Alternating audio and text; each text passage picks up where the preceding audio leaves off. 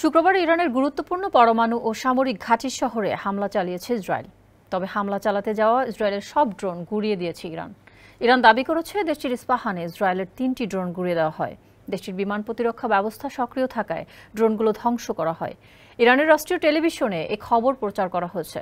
ইরানের মহাকাশ সংস্থার একজন মুখপাত্র বরাতে কাতারি সংবাদ মাধ্যম আল জাজিরা জানায়, ইরানের আকাশ প্রতিরক্ষা ব্যবস্থার মাধ্যমে বেশ কয়েকটি ছোট ড্রোন ভূপাতিত করা হয়েছে। তবে এ ব্যাপারে বিস্তারিত কোনো তথ্য দেওয়া হয়নি। মার্কিন সংবাদ মাধ্যম এবিসি নিউজের এক প্রতিবেদনে ইরানের ভূখণ্ডে ইসরায়েলি ক্ষেপণাস্ত্র হামলার খবর দেওয়া হয়। এদিকে ইরানের রাষ্ট্রীয় টেলিভিশনও ইস্পাহানে বিস্ফোরণের খবর দিয়েছে। এমন পরিস্থিতিতে তেহরান, ইস্পাহান, সিরাজ সহ বেশ কয়েকটি এলাকায় বিমান চলাচল স্থগিত করা হয়েছে। সক্রিয় করা হয়েছে আকাশ প্রতিরক্ষা ব্যবস্থাও। ইরানের মহাকাশ সংস্থার একজন মুখপাত্রের বরাতে কাতারি সংবাদ মাধ্যম আল জাজিরা জানায়, ইরানের আকাশ প্রতিরক্ষা ব্যবস্থার মাধ্যমে বেশ কয়েকটি ছোট ড্রোন ভূপাতিত করা হয়েছে। তবে এ ব্যাপারে বিস্তারিত কোনো তথ্য দেওয়া হয়নি।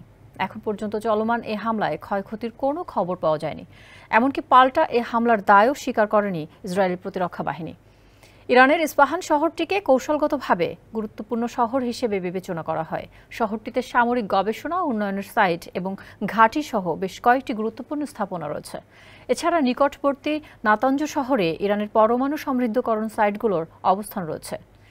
গত শনিবার রাতে ইসরায়েলকে লক্ষ্য করে ইরানের ড্রোন ও ক্ষেপণাস্ত্র হামলার পরই পাল্টা হামলার হুমকি দেয় নেতানিয়াহুর প্রশাসন। যদিও বৃহত্তর সংঘাত এড়াতে এমন আচরণ না করতে অনুরোধ করে পশ্চিমা দেশগুলো, শেষ পর্যন্ত সেই অনুরোধ রাখেনি তেল আবিব।